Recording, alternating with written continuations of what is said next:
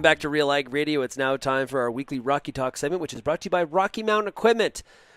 Dependability is what we do. And for more information on Rocky Mountain Equipment, you can go to rockymtn.com. Joining me right now is Joel Hain. He is the Divisional Service Manager with Rocky Mountain Equipment. Joel, how's it going?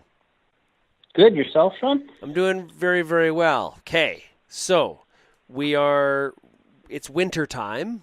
And when we're operating our machine in colder weather like we do experience in Western Canada, just think back to last year how cold it was. What are some of the things that we got to keep in mind? And there's got to be some tips, some tricks of the trade to make sure you're taking care of that machine when you're operating it in cold weather environments. You betcha. A couple things that we got to remember now with the introduction of Tier 4 engines is warm-up time. Our systems allow a certain amount of time for warm-up on these machines before the emission system tries to fire. So one thing that you've typically seen in the past, 10, 15 years ago, your dad would drive out to your tractor, fire it up, and let it idle for half an hour by the fuel tanks before he'd go use the machine. With Tier 4B, that's not the best practice anymore. We want to fire it up, let it idle for 5 minutes, and then you need to put the machine to work. Now, a couple of reasons behind this. Number one, for the emission system to work properly, we need to get that exhaust temperature up. And number two is you need that cooling system temperature up as well to thaw the DEF in the DEF tank. If the unit's stored outside, it's more critical than not to make sure you get rolling, fire it up, give it 5 minutes to warm up, and then get working with that machine.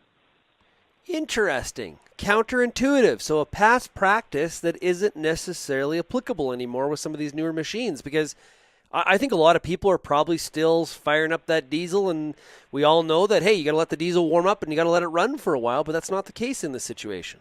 Yeah, like you want to make sure that 5 minutes is a good amount of time for that block temperature to stabilize, and it's a good amount of time for the machine to get everything moving, everything flowing.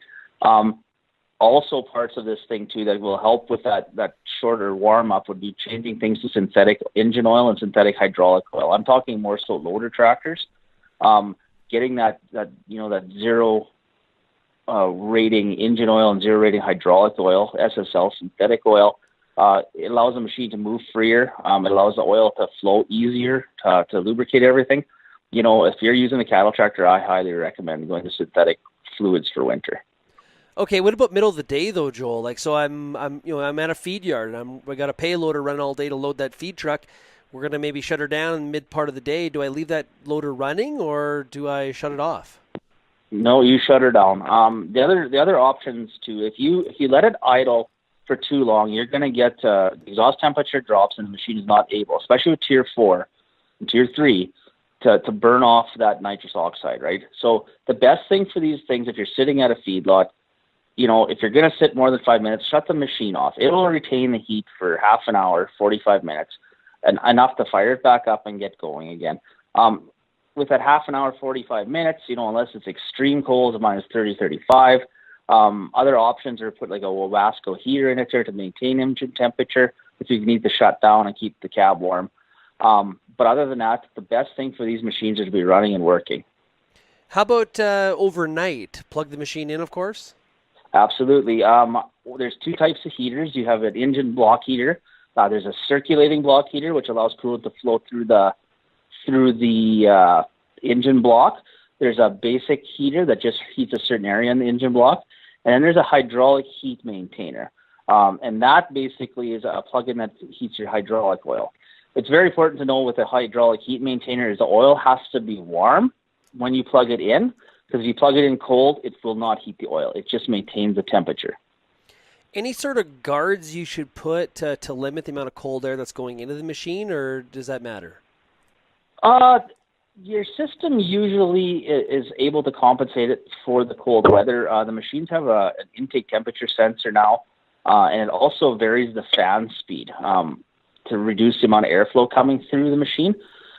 If you have a significant problem with the heating, you could block off a portion of the hydraulic cooler, but never ever fully block off the front of your machine. It needs air to cool the engine, because the first day it gets warm and you're not paying attention, you could cause damage to it.